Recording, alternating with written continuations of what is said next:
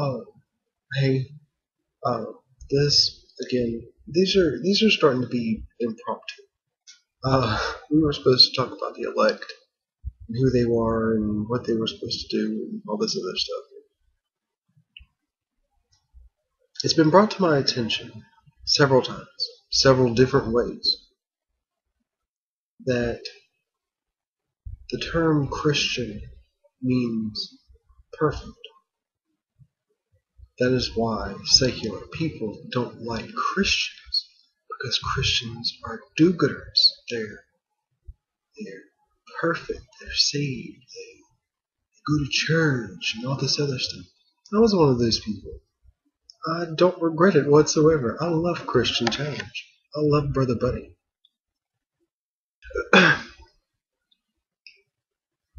He was the first one to ever have a church that I went to that I would actually call a church. Christian Challenge is an actual church. They make disciples. That's their goal. That's why they're there. When my mom passed away, it was Brother Nathan that presided over her funeral. And later on, we went to the parsonage where Brother Buddy and his wonderful wife, Sister Betty, where they live, because they had gotten a dinner together, and we were going there to eat after the funeral. So after everything, and we went, and there was a line, awesome food, and all the important people. They never called themselves important. Let me get this straight.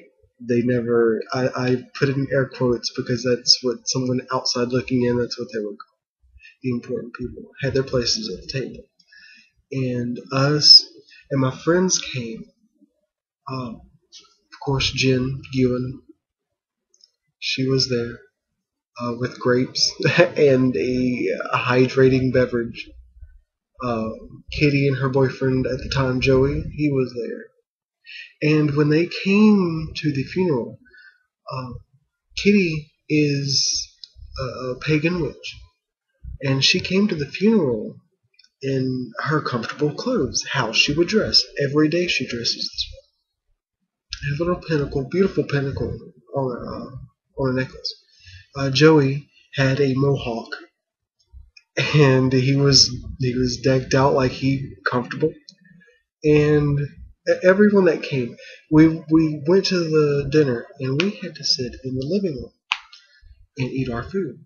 Well, Brother Buddy, the pastor of this church, he had his place. Of course, he had his place at the table. But instead of going to sit at the table, this important man, I'm not putting in air quotes, Brother Buddy, love him to death. He came and sat with us in the living room around this coffee table on the floor. We didn't have chairs. We were all, we were bohemian out. And he came and he sat with us, and he just talked. He didn't throw his religion in anybody's face. He didn't throw his beliefs in anybody's face. He didn't ask, not one time,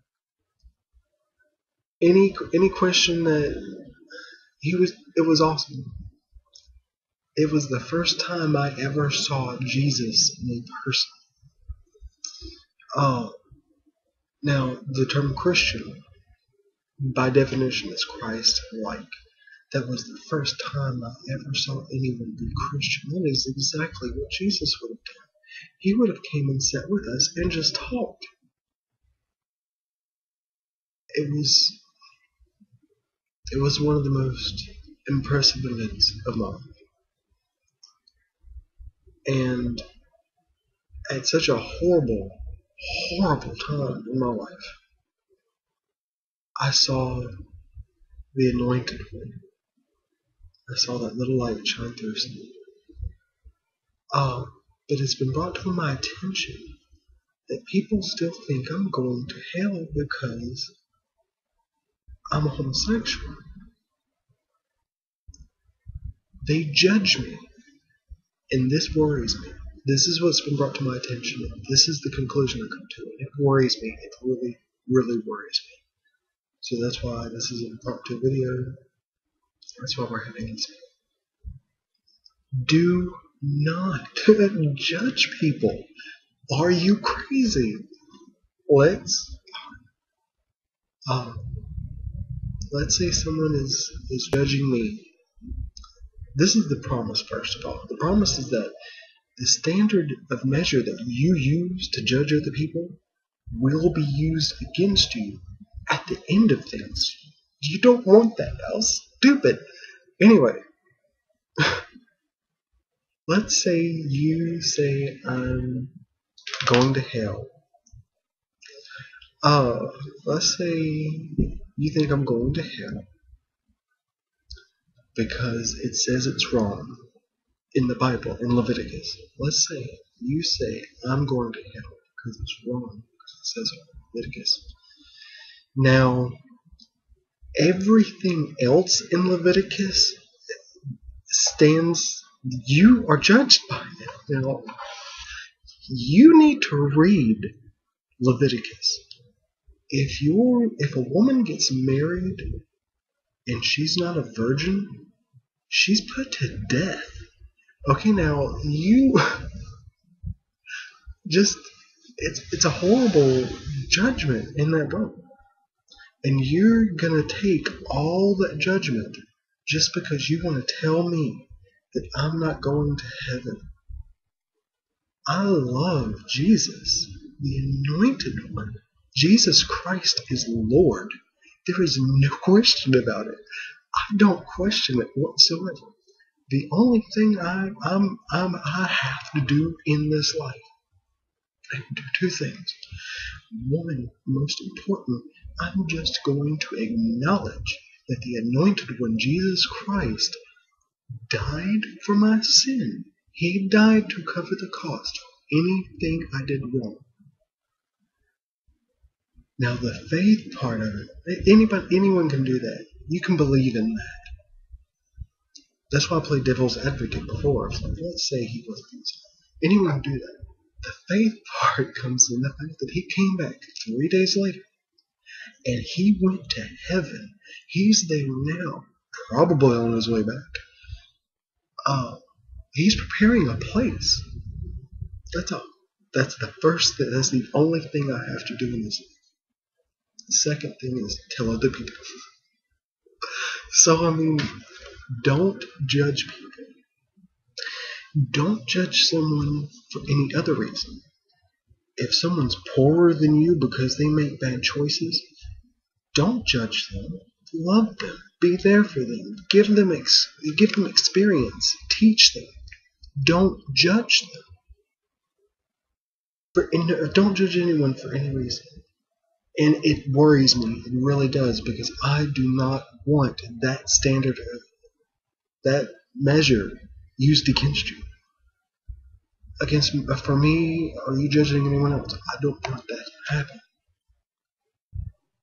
So don't judge people. I'm going to heaven. I will see the right hand of God.